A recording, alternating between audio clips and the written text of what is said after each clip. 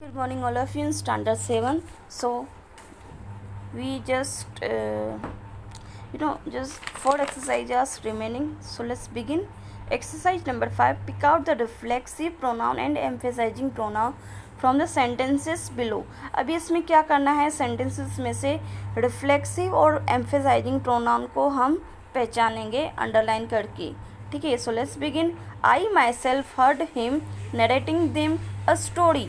तो आई my self जब भी मैंने बताया है कि सब्जेक्ट के बाद तुरंत myself, herself, itself आ जाए तो वो एम्फेसाइजिंग प्रोनाउन होता है. एम्फेसाइजिंग का मीनिंग भी मैंने आपको बताया था. That means to stress something और समवन. ठीक है, स्ट्रेस देना. Now see second number. I wash myself before going to sleep. अभी वर्ब के बाद जो आए ना myself, herself, itself, तो वो रिफ्लेक्शन देता है. दैट मीन्स रिफ्लेक्सिव प्रोनाउन हो जाता है. तो यहाँ पे वर्ब के बाद माई सेल्फ है, इसलिए reflexive pronoun. Now see third number. She expresses herself quite well. Reflexive pronoun because expresses क्या है, वर्ब के बाद हर सेल्फ आया. Now see fourth number. They themselves should take the blame for the incident. They themselves subject है, तुरंत ही themselves आया तो emphasizing pronoun आएगा. या आप अगर अच्छे से आप सीख लोगे ना, फिर आपको कहीं मतलब कुछ रटना ही नहीं पड़ेगा, ऑटोमेटिकली आपको आ जाएगा. सिर्फ इसमें ये याद रखना है कि सब्जेक्ट के बाद जो आता है ना देमसेल्फ, हर सेल्फ, वो बन जाता है एम्फेसाइजिंग. एम्फेसाइज मतलब स्ट्रेस देना. और अगर वर्ब के बाद माई सेल्फ, हर सेल्फ आता है तो वो हो जाता है reflexive. Now see. I have often seen Pankaj talk to himself. अभी टॉक टू हिमसेल्फ, इसमें एक से ज़्यादा वर्ब आ गए. ठीक है, तो लास्ट में हिमसेल्फ है तो reflexive pronoun. Now see. The children burnt themselves. अभी बर्न्ट है, ठीक है, तो क्या है, वर्ब के बाद आया. ठीक है, तो themselves with the fire crackers in Diwali, तो रिफ्लेक्सिव प्रोनाउन.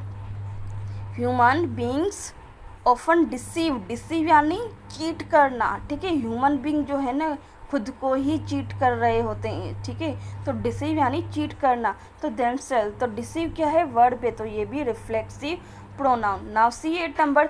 मानिक हिमसेल्फ. अभी मानिक हिमसेल्फ है तो एम्फेसाइजिंग होगा क्योंकि सीधा ही सब्जेक्ट के बाद जो है हिमसेल्फ आया है. Went to receive his uncle from the railway station. ठीक है, नाउ सी मानिंग हिमसेल्फ, तो यहाँ पे मैंने भूल से लिख दिया है, आपको यहाँ पे एम्फेसाइजिंग लिखना है. ठीक है, एम्फेसाइजिंग आएगा, emphasizing. Now see. We ourselves bought a gift for Radha. इसमें भी एम्फेसाइजिंग आएगा. He himself is unsure for the response he is expected to give. ठीक है, तो ये लास्ट ईयर का था लिखा हुआ, भूल से लिख गया है, लेकिन आपको मैं अच्छे से इसकी पीडीएफ भेज देती हूँ. आपको ये याद रखना है कि तुरंत जो है ना सब्जेक्ट के बाद आता है वो एम्फेसाइजिंग होता है, और जो वर्ब के बाद आता है माई सेल्फ, हिमसेल्फ, वो रिफ्लेक्सिव होता है. Now see the next one exercise.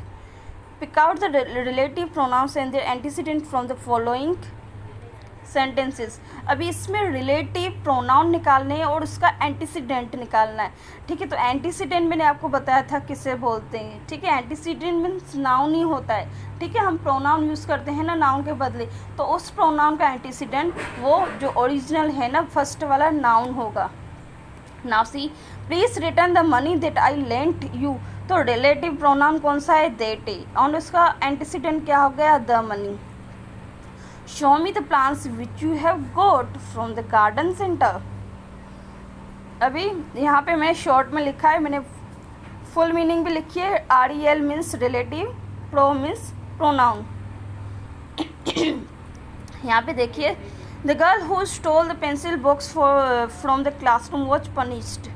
तो यहाँ पे हु है वो रिलेटिव प्रोनाउन है, एंड द गर्ल है वो एंटीसीडेंट. तो यहाँ पे देखिए देट, विच, हु, देट, ये जो भी है ना वो बन जाएगा रिलेटिव प्रोनाउन, और इसके आगे जो नाउन होगा ना, जैसे द मनी है, द गर्ल है, अ मैन है, वो हो जाएगा एंटीसीडेंट. यहाँ पे देखिए फिर. A man who is sincere is respected by all. यहाँ पे अ मैन है एंटीसीडेंट एंड हु है relative pronoun. The lion that injured the old man was shot. The lion है antecedent and that है relative pronoun.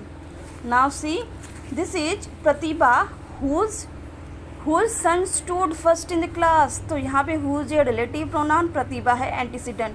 I bought the fruits that you wanted to eat.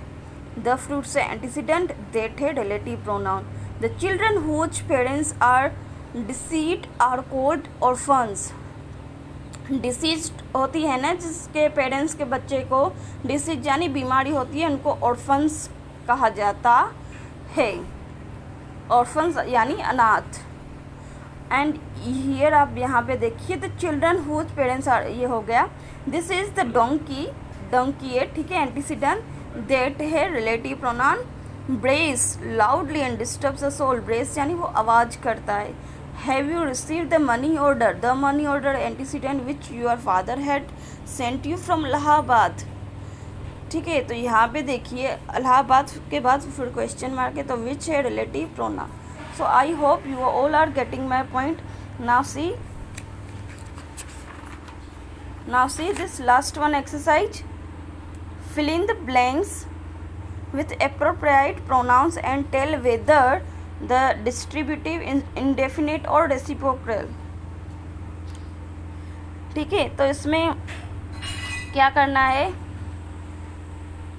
कि हमको पहचानना है. ठीक है, तो रेसिप्रोकल का आप समझ लो. Reciprocal pronoun is made of two pronoun they show some relation between themselves. Reciprocal pronoun किसे बोलते हैं? जो two pronouns they show some relation, जिसमें दो प्रोनाउन होते हैं और एक दूसरे से रिलेशन डिस्क्राइब करते हैं. लाइक सी, मैंने आपको आगे भी समझाया था. The two sister loved each other very much. Each other है ठीक है, द टू, तो टू सिस्टर है, दोनों का रिलेशनशिप बता रहा है. We all should help one other. अभी वन अदर यानी हम एक दूसरे को हेल्प करनी चाहिए, तो ये बन गया रेसिप्रोकल. तो यहाँ पे देखिए, अभी नहीं भी समझ में आए ना तो आगे के वीडियो देख लेने के या थोड़ा पढ़ लेने का. नाउ सी, तो सम come and some go. Some come and some गो क्या डिस्क्राइब कर रहा है? इनडेफिनिट यानी अनिश्चित. Now see second number, the two boys love each other. अभी ईच अदर है, दोनों का रिलेशनशिप डिस्क्राइब हो रहा है, तो रेसिप्रोकल. अभी यहाँ पे देखिए डिस्ट्रीब्यूटिव है. Etch can complete the task on the given time. अभी है डिस्ट्रीब्यूटिव, तो यहाँ पे भी आप देख लीजिए distributive pronoun are used to refer the one person और थिंग एट अ टाइम.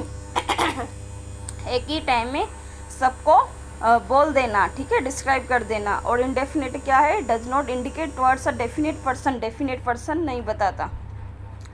ऊपर वाले में देखिए डेफिनेट पर्सन नहीं बताया कि कौन आता है कौन जाता है. डेफिनेट किसी को हम किसी को पर्टिकुलर पॉइंट आउट नहीं कर रहे. Now see the fourth number, some students pass the examination in the first division but a few failed. तो ये भी है इनडेफिनेट, क्योंकि कौन से स्टूडेंट्स पास हो रहे हैं कौन से फेल हो रहे हैं वो निश्चित पर्सन हमको नहीं बताया है. Now see the fifth one, read all of those books. अभी ऑल दोज बुक्स, तो बुक्स के नाम हमको नहीं दिए हुए, दैट इज कॉल्ड इनडेफिनेट, इसलिए अनिश्चित है. Now see, any of you can go to the playground. Any of you, तो ये है distributive. So this chapter is over. I hope you understood this as well and this one of PDF I will send. So till then, bye bye, stay safe, stay home.